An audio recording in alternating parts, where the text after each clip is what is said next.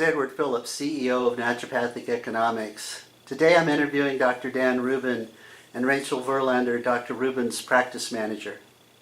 Dr. Rubin, Rachel, thank you for taking a few minutes with us to share how a synergistic relationship between physician and staff helps to create highly successful naturopathic practices. Thank you. Dr. Rubin, Yes. how long have you been practicing naturopathic medicine? Coming up on 20 years this year. Fantastic. 2 decades. Wow. You have a unique practice. Would you take a minute to share a bit about the practice? Sure. Naturopathic Specialists is set up as a multi-practitioner facility. My part of it is oncology. I have been practicing naturopathic oncology for the entirety of my career.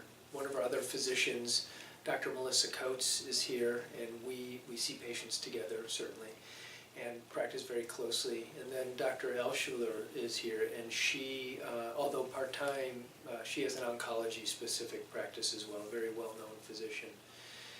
Other doctors here practice naturopathic medicine in different angles, like my wife, Dr. Debbie Smolinski, who's also coming up on 20 years of practice. She graduated from Southwest in 1997 with me.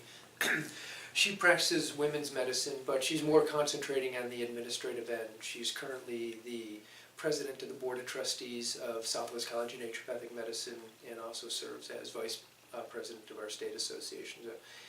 Very busy in her work life with that. Dr. Stefanski is here practicing naturopathic medicine. She came in from Portland and has taken up women's medicine. And then we have Dr. Amy Waite, a graduate of Southwest College, who does men's health and focuses on pain management and a lot of environmental medicine. And also Dr. Walter Krenian, who is here mostly on a consulting basis with environmental medicine, of course, incredibly well known. And then Dr. Damon Tallcouch, who practices a lot of pain management, men's health, and a lot of kind of electrical vibrational medicine too.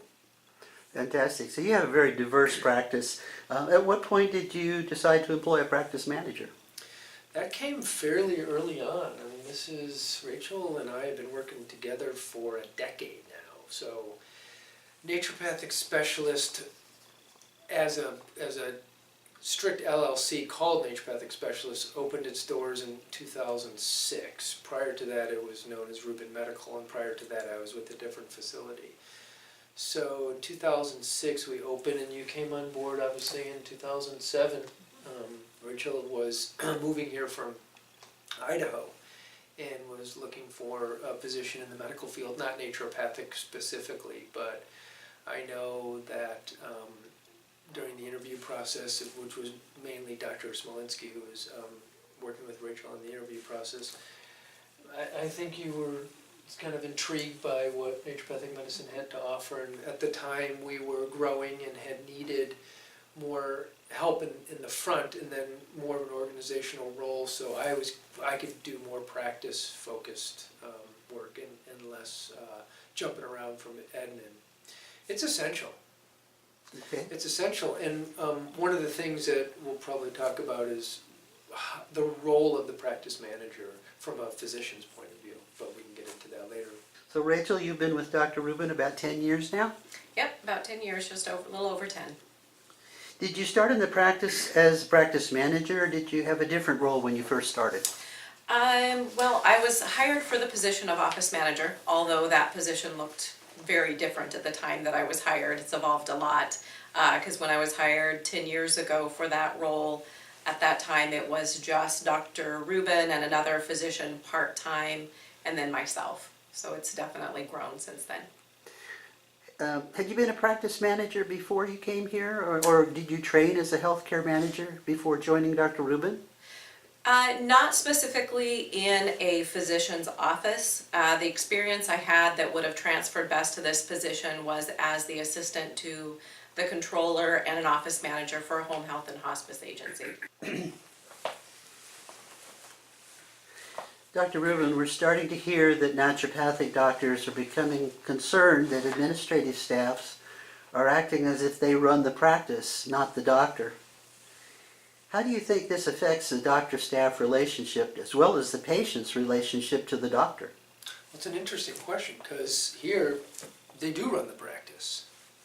It depends on what the relationship is between the admin staff, the operations manager, or the clinic manager, and the physician. And in a good, well-run facility, there's a synergism. And I don't really run the clinic. I see the patients, I have a say in decisions, I attend meetings, but in terms of the day-to-day operations, by design, I don't run the practice and stuff. So, I mean, I think it's incumbent upon the physician too to stay out of the micromanagement and do what they're good at, which is going out and marketing and bringing business in and being the great physician that they are, and doing their part to help the business be successful. And if the right practice manager and the right physician are in the right place together, then they will equally build the business and the practice for both the benefit of the patient and the welfare of the employees. What were your expectations when you hired a practice manager to oversee administrative matters? It's a great question. The expectations were that I would be able to step out of the admin role. I would not be in charge of hiring or firing or day-to-day operations, and that part of me that engaged in that early on when the practice was forming would not be tethered to me as I went through my day seeing patient care, because it sort of is, problematic if you're having to switch from admin to patient care back to admin, unless you have time set in your day for that. But most doctors, especially high-volume physicians, need to have patients on their schedule, which is what generates income. But a good practice manager also knows how to schedule the doctor.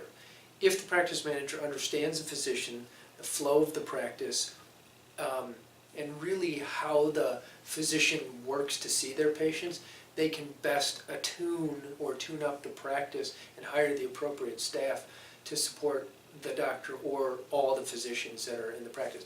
And our practice too has non-physician providers as well. And that's important too, because it's synergistic. Rachel, you've been instrumental in creating this great atmosphere in this practice and experienced the positive results. What steps would you share with other administrators to help develop the synergism of a good doctor-manager relationship? Well, in thinking about this question, it was difficult for me to come up with steps for that. There wasn't an outline that I undertook in order to create this relationship. I'm grateful for the fact that I happen to work with somebody whose ethics and philosophy I can respect.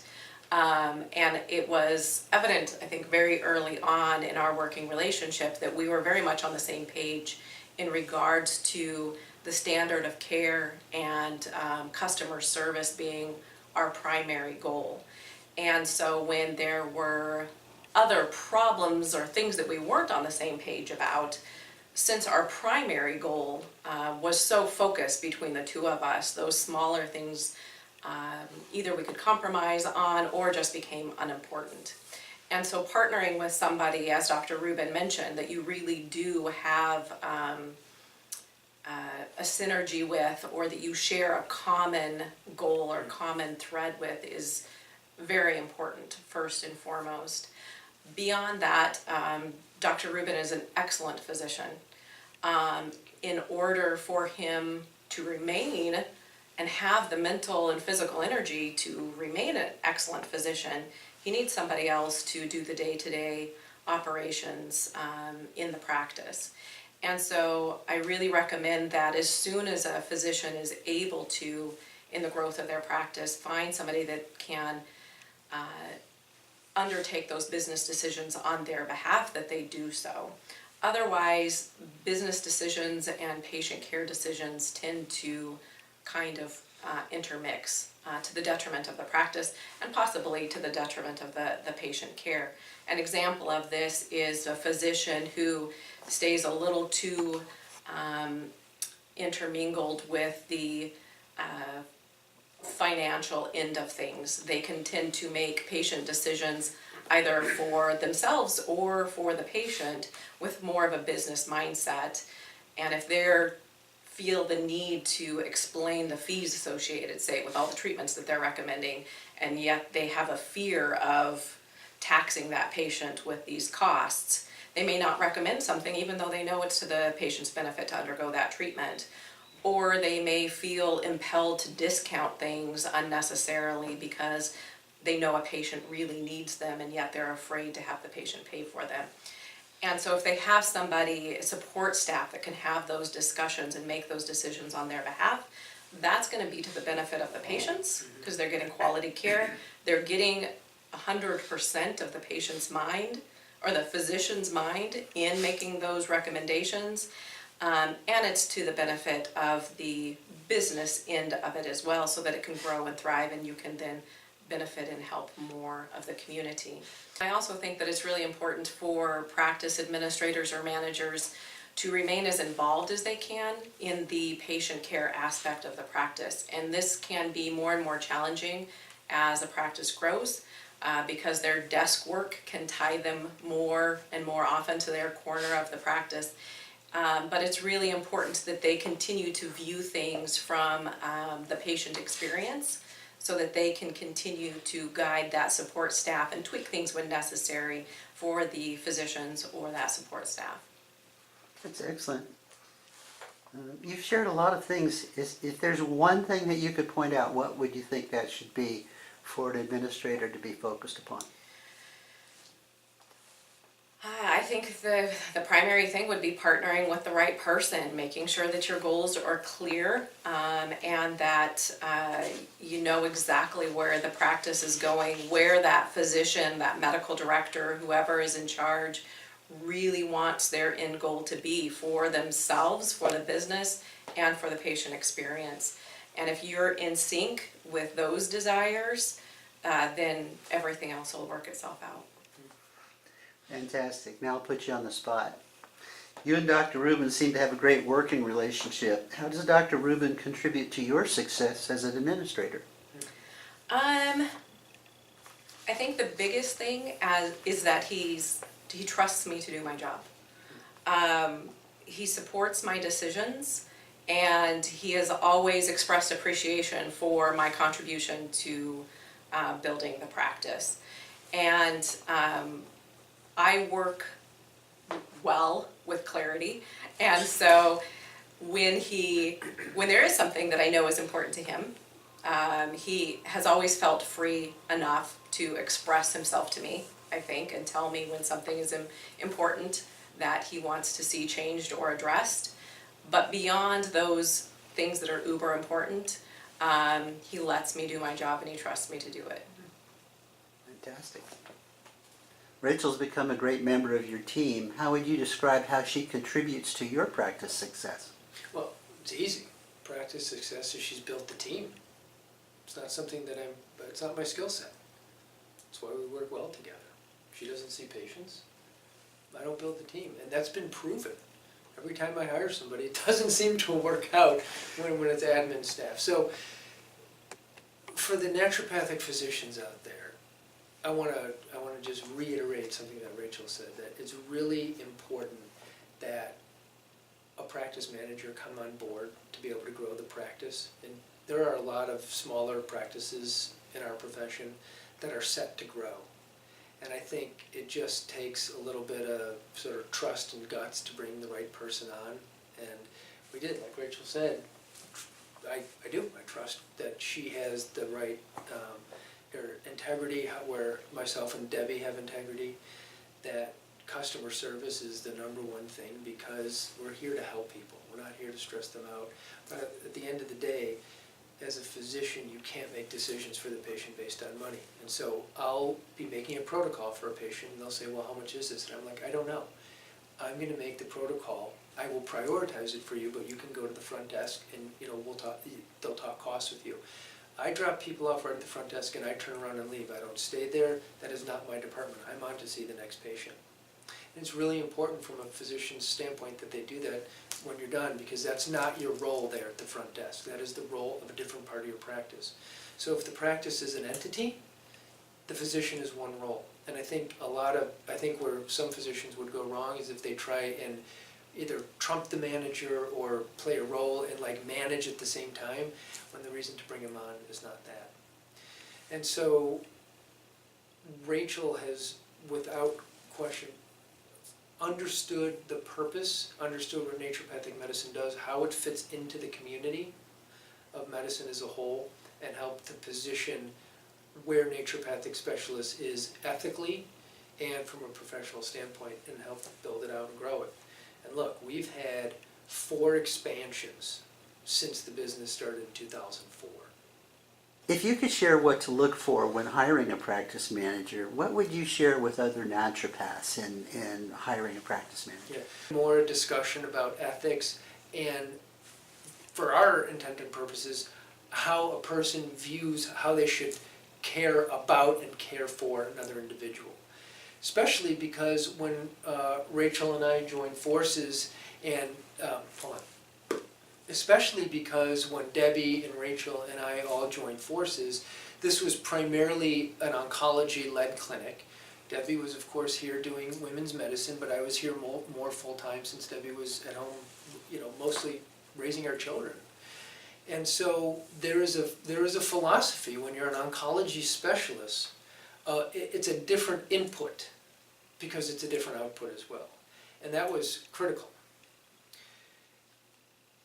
If a business person comes on board and is too business-minded and loses the heart and isn't able to really understand the soul of the business, it becomes more of a business venture. Now that may be fine for certain higher volume clinics or certain types of clinics, like an urgent care maybe, but not in a naturopathic medical clinic. It just, for us, that wouldn't work. So to me, it was more about how somebody cares about other people, because at the end of the day, that's the main thing. The other thing about maintaining a good working relationship, Rachel and I have talked about this about employees before. I think one of the most important things is that the employee desires to be here, that it's not just a job, that they actually want to work here.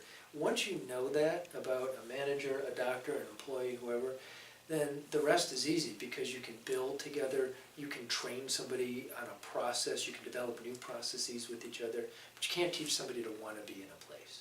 And that, I think, has really been where the true success of what we've built is, because, let's say, besides Debbie and I mean, Dr. Coates has been here 9 years. We've got, Tom is next. Tom has been here 7 years. 7 years. Then, who else? I mean, Mandy or Laura. Laura's been here 6. She'll be 6. Laura's our nurse. These are huge numbers. That is not usual. There's very low turnover here. The turnover is usually the people that I push for hiring. You should know that. That's an important thing. You find congruency there. I have one other piece of advice for naturopathic doctors looking for managers. You shouldn't confine a manager to the front desk. I think that's a tendency in naturopathic medicine, is that there's this dual role. You're the manager, but you're also the front. You're taking the money, you're making the calls, you're doing this, you're doing the scheduling and the ordering, and all of a sudden the managerial hat gets stuffed down below. And maybe you get half a day a week as an admin day, and that's when you're truly managing. But otherwise, so we've separated it. The manager has an office where they manage, and then the people that are out front are they out front. I think that's really important to really have an effective management position.